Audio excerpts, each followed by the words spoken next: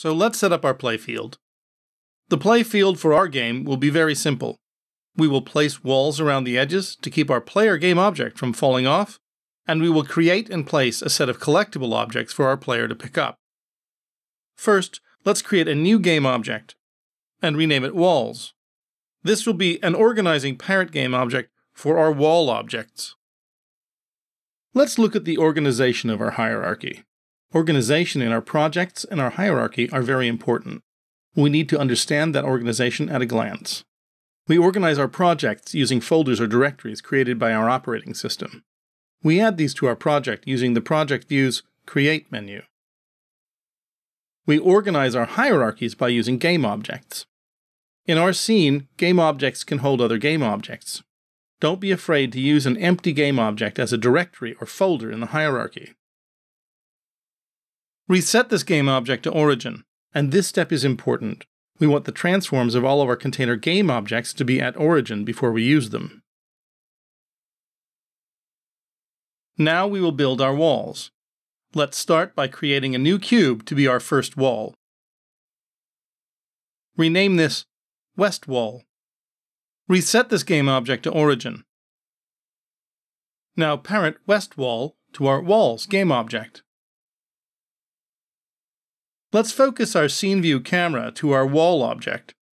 We can do this by typing the F key while the cursor is over the scene view, or by selecting Edit, Frame Selected.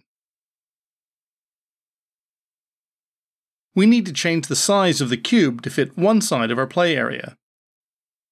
Change the cube's transform scale of X, Y, and Z to 0.5 for thin, 2 for tall, and 20.5 for long. Now we can simply push the wall into place using the Translate tool, or we could enter a value into the transform component. In this case, we can set the transform's position X value to -10. This places the wall neatly to the edge of our play area. To create the next wall, we could start with another new cube, but then we'd have to rescale this new cube before we placed it. Our current west wall is already the perfect size. So, let's duplicate the west wall game object. Let's rename it East Wall.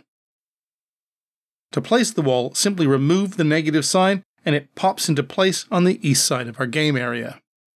Now let's duplicate the east wall and call it North Wall. Reset the X position so the north wall is in the center of the play area. We now have two choices.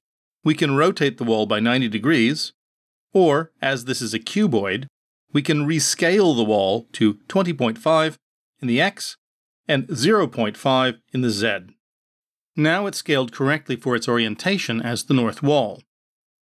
We can drag the wall into place, or we can simply use the value of 10 in the transform's position Z field to place it. Duplicate north wall and call it South Wall. And -10 in the Z-axis pops it into place. Enter play mode and test. Fantastic. The walls work fine. Remember to test early and test often. Don't wait to test. Let's exit play mode. Let's highlight the player game object and set the editor to local mode and try again.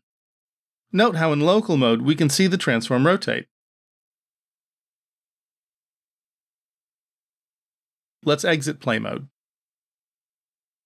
In the next episode, we will be creating our collectible pickup objects.